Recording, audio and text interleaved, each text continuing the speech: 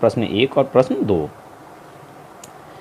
प्रश्न 1 के 4 पार्ट दिए हुए हैं और इसमें कहा जा रहा है निम्नलिखित में से किन आंकड़ों को दर्शाने के लिए आप एक आयत चित्र का प्रयोग करेंगे।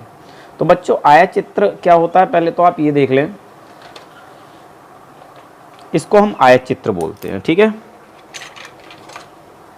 ये आयत चित्र होता है और इसमें ये दूरियां, ठीक है, वर्गांतर कहलाती हैं ये दूरियां, ठीक है। जैसे कि इसमें वर्गांतर दिया है, देखिए 0 से 125 तक टेढ़ी मेढ़ी लाइन दी है, इसका मतलब ये है कि हमें 0 से 125 तक संख्याओं को नहीं लिखना है। फिर हमें यहाँ दिया है 125 से 130, 130 से 135, 135 से 140, 140 से 145, 145 से 150, 150 से 155, 155 से 160, यानी 5-5 का अंतर इसमें दिया गया है, ठीक है, 135, ठीक।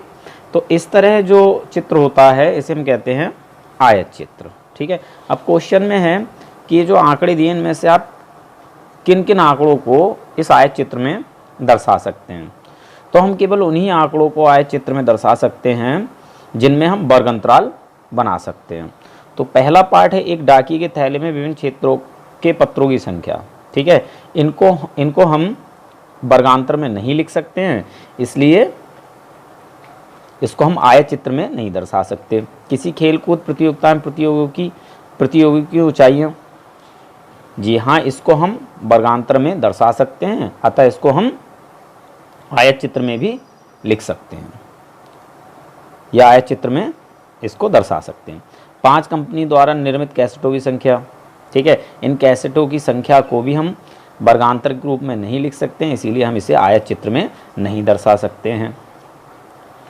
अगला है डी, किसी स्टेशन पर प्रातः 7 बजे से साढ़े 7 बजे तक रेलगाड़ियों से जाने वाले यात्रियों की संख्या, ठीक है। तो इसको भी हम वर्गांतर के रूप में लिख सकते हैं, अतः इस क्वेश्चन को भी हम आयत के चित्र में दर्शा सकते हैं, ठीक है। और यही इसका कारण हो जाएगा। कारण इसका क्या है, हम केवल उन्हीं आंकड़ों को आयत चित्र में दर्शा सकते हैं जिन आंकड़ों का हम वर्गांतर कर सकते हैं, ठीक है। चलिए क्वेश्चन नंबर 2। किसी विभागीय स्टोर पर खरीदारी करने के लिए आए व्यक्ति को इस प्रकार अंकित किया जाता है। पुरुष के लिए M, महिला के लिए W, लड़के के लिए B और लड़की के लिए G, यानी 4 तरह के खरीदार हैं आपके, पुरुष, महिला, लड़का, लड़की, जिन्हें शॉर्ट में हम लिखेंगे M, W, B, G, ठीक है। निम्नलिखित सूची उन खरीदारों को दर्शाती है जो प्रातःकाल पहले घंटे में आए हैं। यहाँ पर इन्होंने यह आंकड़े दिए हैं। अब करना क्या है, मिलान चिन्हों का प्रयोग करते हुए एक बारंबारता बंटन सारणी बनाइए। इसे प्रदर्शित करने के लिए एक दंड आलेख भी खींचिए, ठीक है बच्चों। तो चलिए हम इसके लिए एक बारंबारता सारणी बनाते हैं। आपसे एक रिक्वेस्ट है, इस वीडियो के नीचे लाल रंग का सब्सक्राइब का बटन है, इस बटन को दबाकर इस चैनल को सब्सक्राइब कर लें। सब्सक्राइब फ्री में होता है, इसका कोई पैसा नहीं जाता है। इस तरह से बच्चों आप एक बारंबारता बंटन सारणी बना लेंगे। 3 बॉक्स बनाएंगे ऊपर, एक में लिखेंगे क्रेता यानी जो खरीदार करने वाले हैं, दूसरे बॉक्स में मिलान चिन्ह और तीसरे बॉक्स में बारंबारता। क्रेता के नीचे हम जो खरीदार हैं हमारे उन्हें लिख देंगे M, W, B, G, ठीक है। अब मिलान चिन्ह कैसे लगाते हैं, आप आंकड़े लेंगे, ठीक है, इस तरह से, और पहले खाने में आपने M लिखा है तो M के लिए मिलान चिन्ह कैसे लेंगे, जैसे पहला M यहाँ आ गया तो एक लाइन खींच देंगे, ठीक है, दूसरा M दूसरी लाइन, तीसरा M तीसरी लाइन, ऐसी चौथा M आने पर चौथी लाइन, और जैसे ही 5वां M आएगा हम क्रॉस लाइन खींच देंगे, ठीक है। फिर छठा M आने पर अगली लाइन, 7वां, 8वां, 9वां, और जैसे ही 10वां आएगा फिर क्रॉस लाइन, ऐसे ही फिर करेंगे। 1 2 3 4 M आ जाएंगे, 4 लाइन, 5वां M आने पर इसे काट देंगे, यानी 5 M पर एक हम क्रॉस वाली लाइन खींचते हैं। तो इस तरह से ये 5 10 15 M यानी 15 पुरुष हमारे आए हैं। बारंबारता हम इनकी संख्या लिख देंगे। इसी प्रकार से हम W के लिए करेंगे, तो W है 5 10 15 20 25 और 3 28, ठीक है। इसी तरह से बॉय यानी लड़के जो हैं वो हैं 5, और गर्ल जो हैं यानी G ये है 5 10 और 2 12, ठीक है बच्चों। अब आप इनका योग करके देख लें,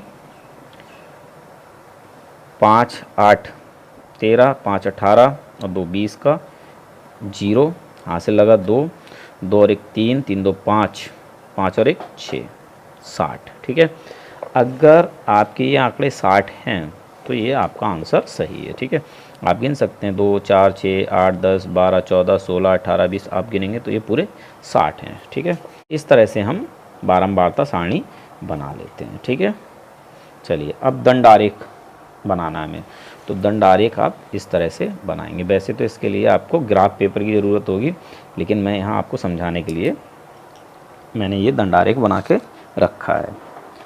इसमें नीचे की ओर ये इस वाली लाइन पर, ठीक है, ये बराबर की दूरियां आप ले लें। ठीक है, तो एक दूरी छोड़कर ये इतनी दूरी आप छोड़ दें, फिर यहाँ पर ये इतनी दूरी पर m ले लें, फिर ये दूरी छोड़ दें, फिर दूसरी दूरी इस पर w ले लें, फिर ये दूरी छोड़ दें और इस दूरी पर b ले लें, ये दूरी छोड़ दें, फिर इतनी दूरी पर g ले लें। ठीक है, ये बराबर दूरी होनी चाहिए।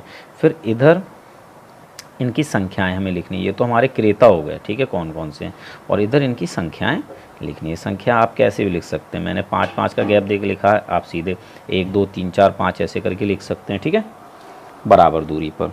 अब सबसे पहले हमें इस दंडारेख पर m दिखाना है। m की संख्या कितनी है आप यहाँ देख लें, m की संख्या 15 है। तो हम क्या करेंगे, इस m को इस तरह से देखिए, यहाँ 5 10 15 यहाँ इस लाइन तक लाना है। ठीक है, तो हम यहाँ m को इस तरह से ले आएंगे। ठीक, और ये वाली लाइन भी हम सीधी इस तरह से खींच लेंगे और ये, ठीक है, ये m हो गया।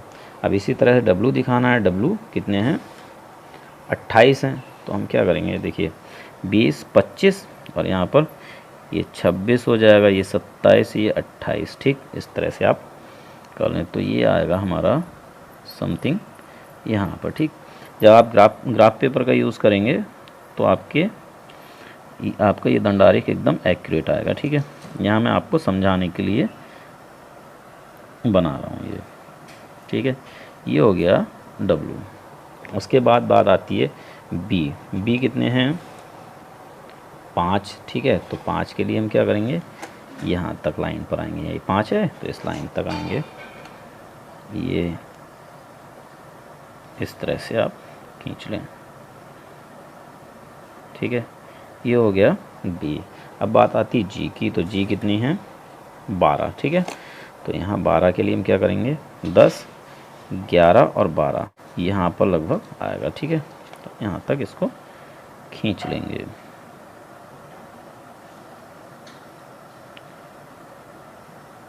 ठीक है, तो ये हमारा दंडारेख बन जाता है। सीधा करके आप इसे देख लें। ठीक है, इस तरह से आप ग्राफ पेपर पे से बना लेंगे, नहीं तो एक रजिस्टर पर या कॉपी पर बना सकते हैं। चलिए मिलते हैं अपनी नेक्स्ट वीडियो में।